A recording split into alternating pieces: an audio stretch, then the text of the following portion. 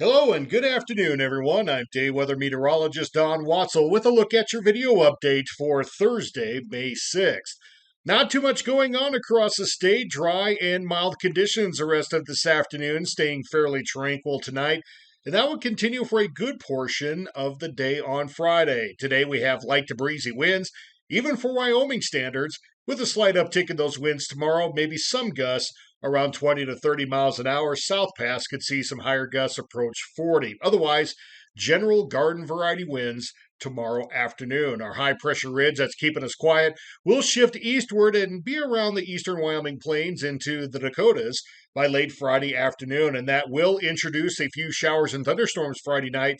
Then we'll trend cooler and wetter again as we move into and through the weekend.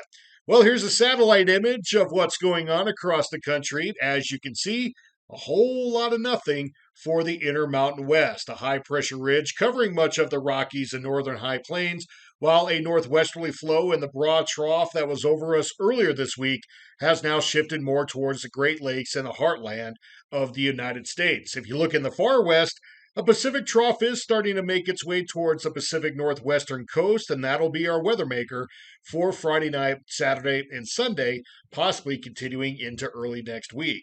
Zeroing in back home, dry statewide with light to breezy winds. That's pretty much the story. For Friday, we're going to be mild again statewide. Then, as we get to the late afternoon and especially the evening overnight hours, that high pressure ridge will shift eastward, and we could see an isolated shower or thunderstorm over the non-shaded areas by Friday night. Otherwise, going to remain dry and mild. If anything gets going, it'll be over the far western plains and valleys, expanding north and eastward through the mountain areas and along Interstate 90 after 6 o'clock tomorrow night.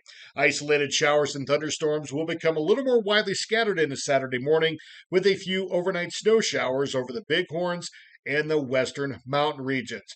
And while we could see a couple storms become stronger, not really expecting any widespread severe weather through Friday night and early Saturday. We'll expand the outlook for what the weekend might look like, as well as take a peek at early next week in tomorrow's video. Thanks for listening and watching, everyone. Have a great afternoon. We'll talk to you again tomorrow.